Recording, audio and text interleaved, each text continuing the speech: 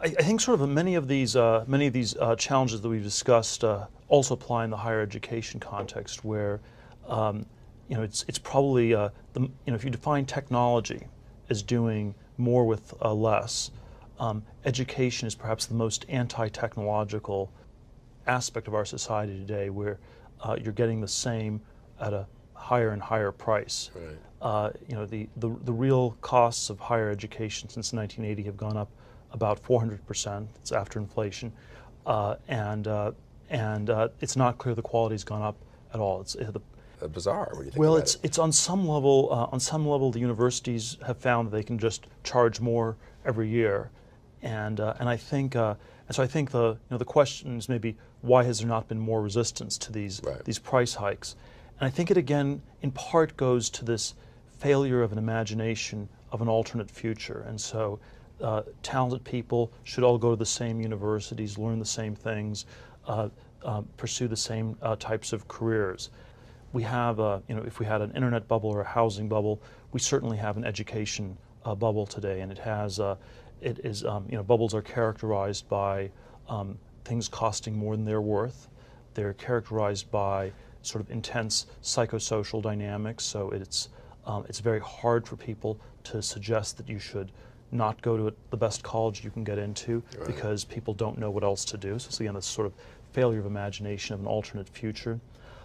And bubbles are also characterized by abstractions away from reality. And so I think the word education itself is this incredible abstract filler. And it's worth drilling down a lot more on what is going on. And that's the sort of thing you're generally not allowed to do. So what is it specifically that you're learning? Right. So engineering, is it some rigorous humanities course, or is it just education in the abstract? I've often suggested you could think of this in economic terms. You can think of, is education an investment decision, where it's basically something you invest to get a better paying job? Is it a consumption decision, where it's sort of a four-year party? Maybe it's sort of a combination of a bad investment and bad consumption decision, where basically people think they are investing by consuming, which was characteristic of the housing bubble, where you bought an especially large house with a swimming pool and you patted yourself on the back for being an incredibly frugal investor. Right. And so there's sort of an aspect of that. But I've come to think that even more than investment or consumption, it's perhaps better to think of education as understood as an insurance policy, where it's probably not worth as much as people are paying for it, but they're scared of falling through the cracks in our society. And so as the cracks get bigger, we pay more and more for insurance against it. That's the way it's advertised. And then I think the reality is that it's the exact opposite of an insurance policy. It is actually sort of this crazy zero-sum tournament in which what really matters is getting into the best schools, and then a diploma from a third-tier university is really a dunce hat in disguise. And so there is. So I think at its core, it's perhaps a zero-sum tournament masquerading as general insurance, and that's incredibly dissonant. And can it be changed? I mean, as long as I've been, I came here to work in the education department, we thought higher ed was ripe for change, and it doesn't look very different now than it did 25, 30 years ago. The tone, historically, I think the tone has been set by the top universities. They have these enormously rich endowments, and they are incredibly resistant to influence from the outside. And so I do think it's the kind of thing that's very hard to reform from without. It is nevertheless, I think, heading towards a crisis of sorts, where it simply no longer works for the vast majority of middle-class students who are amassing enormous amounts of debt going to college. And so there is going to be enormous pressure. It's hard to say exactly what the timing on this is, but I think some of the online alternatives are going to get more traction as these financial pressures start to mount.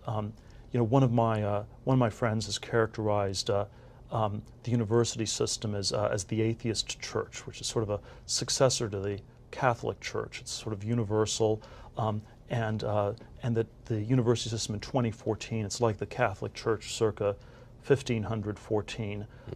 There's less diversity, so you have the Dominicans and the Franciscans and all these different orders, whereas the diversity between, say, the Harvard and Stanford political science department is considerably less. But it is sort of, you have this priestly class of professors that doesn't do very much work. People are buying indulgences in the form of amassing enormous debt for the sort of secular salvation that a diploma represents. And what I think is very similar to the 16th century is that the Reformation will come largely from outside. It will, and then, you know, at some point, maybe there will be some, you know, internal need to adapt. Right.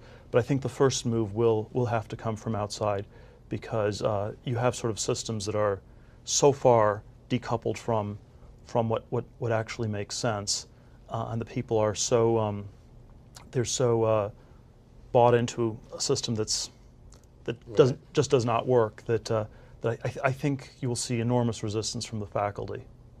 And I think it seems to me it's a combination of sort of bureaucratic sloth, I guess, and resistance to change on the one hand, and then the political correctness on the other. And I guess they go together more than perhaps people. Some people focus on political correctness, the more ideological critics of higher education.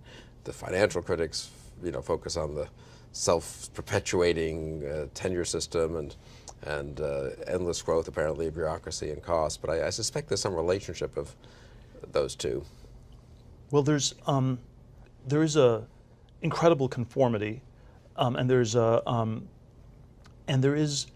of the questions of how are you training people to think in different ways have really gotten lost sight of. I think it is striking how little of a focus there is on teaching, yeah, in general, and you know, there is sort of the subtle point where something goes from a not great system into an all-out racket, where how much sense does it make for professors to really invest in their graduate students and PhD programs when there's a sense that none of these people will get jobs anymore anyway? Right.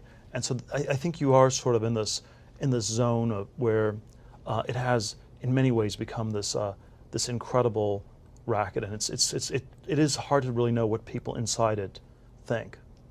And I think just objectively, people say it's the best system ever, but just as an obvious matter, people are not as well educated today as they were, the elites at least, 70 or 80 years ago. People know fewer languages, they memorize less poetry, they're less familiar with history and just literature. I mean, just in very obvious ways, someone graduating, certainly from European universities, but maybe from American universities as well, just seems to me had a better education, leaving entirely aside politics here, yes, than today, which is just sort of amazing. You'd think someone should be able, and that strikes me as also ripe for challenge. If someone set themselves up and said, we're going to really educate, this would be K through 12 too, obviously, we're going to provide a real education. There's no reason young people in 2014 should be less well educated than a young person was in 1914, but it's evidently the case in many ways, you know? Yes, well, there is sort of an egalitarian assumption embedded in education where it's assumed that everyone is more or less the same, and therefore, if you look at how well do people do who graduate from Harvard versus people who just have a high school diploma, and let's say they make twice as much money per year if they graduate from Harvard as with a high school diploma, it's assumed that this is prima facie evidence of how great the Harvard education is, when I think the reality is much more that it's a super selective selection effect, and so there's selection, there's signaling, relatively little sort of value-added learning. But because we have this egalitarian mindset, it's sort of hard to make the argument that it is just this selection rather than a value-added learning. You know, the obvious way to illustrate this would be if you said that the top universities in the U.S. were doing as good a job as they claim. The most natural thing for them to do would be to increase enrollment.